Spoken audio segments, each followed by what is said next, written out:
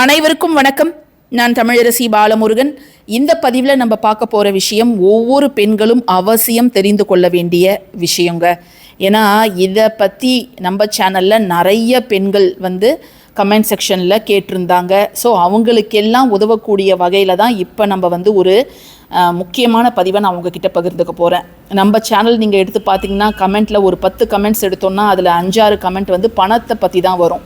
கடன் சுமை அதிகமாக இருக்குது, அப்படி இல்லைன்னா நான் ஒருத்தவங்க கிட்டே பணத்தை கொடுத்துட்டு ஏமாந்துட்டு அது என்கிட்ட திரும்ப வர மாட்டேங்குது அப்படின்ட்டு.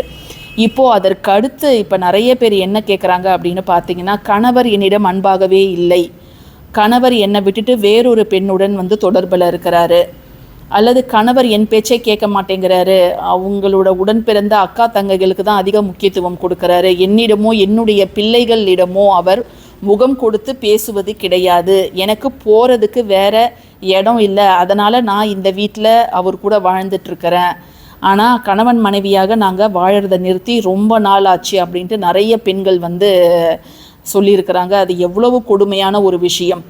ஒரே ஒரு தாலி மட்டும் ஒரு கழுத்தில் ஒருத்தவங்களோட கழுத்தில் கட்டிட்டு அவங்களுடைய உறவுகள் அவங்க சின்னதுலேருந்து எங்கே வளர்ந்தாங்களோ அதெல்லாம் விட்டுட்டு ஒரு ஆண் மகனை நம்பி அவங்க உங்கள் கூட வராங்க.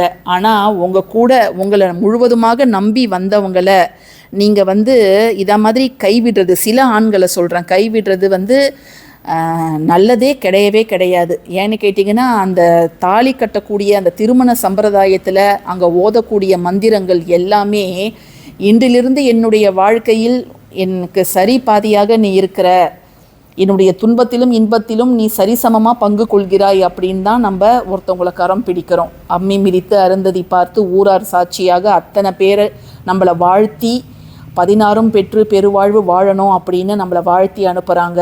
ஆனால் அந்த இனிமையான காலங்கள் சிலருக்கு 1 வருஷமோ 2 வருஷமோ தான் நீடிக்கிறது. ரொம்ப கொஞ்சம் பேர் தான் எத்தனை வருஷம் ஆனாலும் அந்த முதல் நாள் இருக்கக்கூடிய அதே அன்போடு வாழ்கிறார்கள். அது அவங்கெல்லாம் கொடுத்து வைத்த தம்பதிகள் அப்படின்னு தான் நம்ம சொல்லணும். இந்த கருத்து வேறுபாடு பல காரணங்களால் வரலாம். பட் இருந்தாலும் ஒரு பெண்ணுக்கு என்ன ஒரு கடவுள்கிட்ட வேண்டினாங்கன்னா என்ன வேண்டுவாங்க? கணவர் ஆரோக்கியமாக இருக்கணும், அவர் நல்லா இருக்கணும், அவர் என்கிட்ட நல்லா பேசணும், அன்பாக இருக்கணும், அஃபெக்ஷனாக இருக்கணும், என் கூட நேரம் செலவு பண்ணணும். அது இந்த காலத்தில் 0ல் போயிடுச்சு. ஏன்னா மனைவி கூட நேரம் செலவழிப்பதே கிடையவே கிடையாது. ஆஃபீஸ் வேலை வந்தால், வீட்டுக்கு வந்தால் ஃபோனு டிவி இப்படியே தான் நிறைய பேர் இருக்கிறாங்க. அந்த குவாலிட்டி டைம் நம்ம பார்ட்னரோட செலவு பண்ணணும் அப்படிங்கிறதே நிறைய பேர் மிஸ் பண்ணிடுறாங்க. இவங்களும் மெஷின் மாதிரி வேலை செஞ்சுக்கிட்டே வீட்டில் வேலை, பசங்களை கவனிக்கிறது அப்படின்ட்டு வேலை செஞ்சுக்கிட்டே தான் இருக்கிறாங்க மனைவிமார்கள். இப்படிப்பட்ட சூழலில் கணவருடைய அன்பு வேணும், கருத்து வேறுபாடு எதுவும் வரக்கூடாது, சண்டை சச்சரவு எதுவும் வரக்கூடாது, அந்யோன்யமான தம்பதிகளாக நம்ம இருக்கணும் அப்படிங்கிறதுக்காக ஒரு சின்ன குறிப்பு தான். நம்ம சேனலில் இதற்கு முன்னாடி பல விஷயங்கள், பிரிந்த கணவன் மனைவி ஒன்று சேர்வதற்கு பல விஷயங்களை நான் சொல்லியிருக்கிறேன்.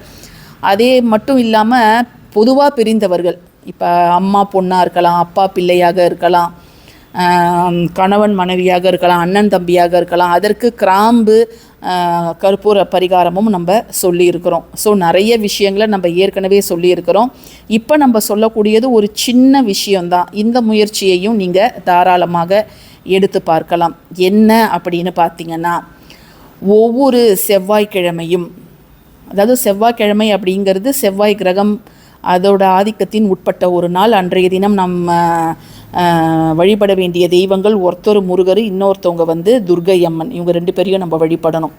இந்த செவ்வாய் அப்படிங்கிறவர் நிலத்துக்கு அதிபதி, பூமிக்காரகன் அப்படின்னு நம்ம அழைக்கிறோம். அதே போல் சகோதரனோட உறவு எப்படி இருக்கும், ரத்தம் சம்பந்தமான நோய்கள் வருவதற்கு காரணம், நரம்பு சம்பந்தமான நோய்கள் வருவதற்கு காரணமும் இந்த செவ்வாய் தான். இதை தவிர ஒரு மாங்கல்ய பலம் அப்படிங்கிறது ஏற்படுவதற்கும், கணவன் மனைவி ஈர்ப்பு அப்படிங்கிறது வருவதற்கும், ஒரு சந்தோஷமான வாழ்க்கை அமைவதற்கும் இந்த செவ்வாய் கிரகம் காரணமாக இருக்கிறது. பொதுவாகவே சுக்கிரனை என்ன சொல்லுவாங்கன்னா, சுகபோக வாழ்க்கைக்கு சொந்தக்காரர் அப்படின்னு அழைப்பாங்க. சுக்கிரனை நம்ம வெள்ளிக்கிழமையெல்லாம் தான் வழிபாடு செய்வோம். ஆனாலும் இந்த கட்டில் மெத்தை இதனுடைய காரகத்துவமும் சுக்கிரன் தான். ஸோ அந்த கணவன் மனைவிக்குள்ளார இருக்கக்கூடிய அந்த ஒரு உறவு, தாம்பத்திய உறவானது என்றைக்கும் நல்லா இருக்கணும், அவங்களுடைய குடும்ப வாழ்க்கையில் விரிசல் அப்படிங்கிறதே வரக்கூடாது அப்படின்னாலே அவங்களுடைய தாம்பத்தியம் எந்த இடத்துல நல்லா இருக்குதோ அந்த இடத்துல விரிசல் வருவது அப்படிங்கிறது மிக குறைவு தான். சரிங்களா? என் அன்பு அதிகமாக இருக்கக்கூடிய இடத்துல பிரச்சனை அப்படிங்கிறது அவ்வளோ பெருசாக வராது. ஸோ நம்ம செவ்வாய் சுக்கிரன் இது ரெண்டுத்தோட சேர்க்கையும் வர மாதிரி தான் ஒரு விஷயத்தை நான் இன்றைக்கி உங்ககிட்ட சொல்ல போகிறேன். அது என்ன அப்படின்னு பார்த்தீங்கன்னா, இந்த செவ்வாய்க்கு உரிய தானியம் என்ன அப்படின்னு பார்த்தீங்கன்னா துவரம்பருப்பு. அது நம்ம எல்லாருக்குமே தெரியும். நம்ம துவரம்பருப்பு தீபம் கூட செவ்வாய்க்கிழமை நிறைய பேரை போட சொல்லியிருக்கிறோம். சுக்கிரனுக்கு உரிய தானியம் என்ன அப்படின்னு பார்த்தீங்கன்னா வெள்ளை மொச்சை. அதனால் நம்ம வெள்ளிக்கிழமை வெள்ளை மொச்சை தீபம் போடுவோம். மொச்சையை வேக வைத்து அதோட தேன் கலந்து சுக்கிரனுக்கு, மகாலட்சுமி தாயாருக்கு நெய்வேத்தியமாக வைப்போம்.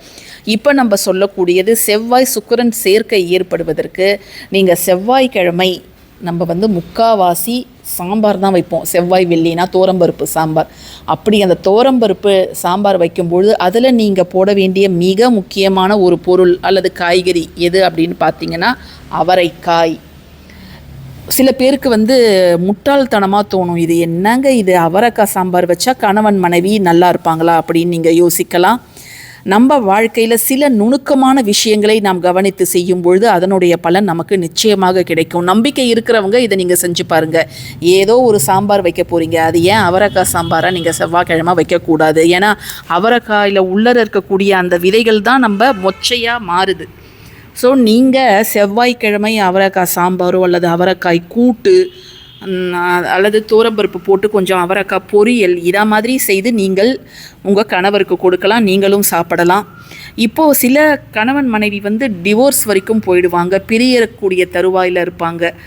இப்போ ஒரு கணவன் மனைவி பிரிஞ்சிருக்கிறாங்க, ஆனால் அதில் ஒருத்தவங்களுக்கு சேர்ந்து வாழணும்னு ஆசையாக இருக்குது, கணவனுக்கோ மனைவிக்கோ சேர்ந்து வாழணும்னு ஆசையாக இருக்குது. அந்த மனைவியை தங்களுடைய கணவருக்கு சமைத்து தர முடியாது. அந்த பட்சத்தில் நீங்கள் செவ்வாய்க்கிழமை இந்த வெள்ளை மொச்சையையோ இல்லை அவரைக்காயோ நீங்கள் தானம் செய்வது அப்படிங்கிறது நல்லது. அதை அவர்கள் வீட்டில் அவங்க சமைச்சு அவங்க கணவன் மனைவி சாப்பிடும்பொழுது அவர்களுக்குள்ளார இருக்கக்கூடிய சண்டை சச்சரவுகள் நீங்கும் பட்சத்தில் அதனுடைய புண்ணியம் உங்களை தான் சேரும்.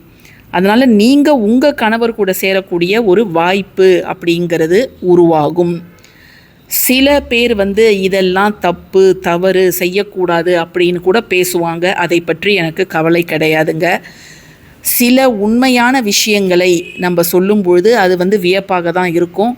நீங்கள் நம்பிக்கையோடு இதை நீங்கள் செஞ்சு பாருங்கள். நிச்சயமாக அந்த கணவன் மனைவி உறவில் ஒரு சின்ன மாற்றமாவது உங்களால் உணர முடியும்.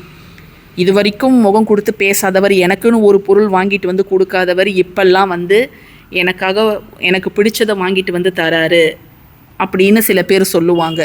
ஏன்னா ஒரு நம்பிக்கையை அடிப்படையாக வைத்து சில விஷயங்களை செய்யும் பொழுது அதனுடைய பலன் அப்படிங்கிறது நிச்சயமாக இருக்கும். பொறுத்தார் பூமி ஆழ்வார். அதனால் பொறுமையை கடைப்பிடித்து சில சின்ன சின்ன விஷயங்களை நாம் செய்யும் பொழுது அதனுடைய பலன் நமக்கு வந்தே தீரும். இந்த பதிவு உங்களுக்கு பிடிச்சிருக்கும்னு நான் நினைக்கிறேன். பிடிச்சிருந்ததுன்னா கட்டாயமாக லைக் பண்ணுங்கள், ஷேர் பண்ணுங்கள், நம்ம சேனலுக்கு சப்ஸ்கிரைப் பண்ணுங்கள். தேங்க்யூ ஃபார் வாட்சிங் திஸ் வீடியோ. நன்றி.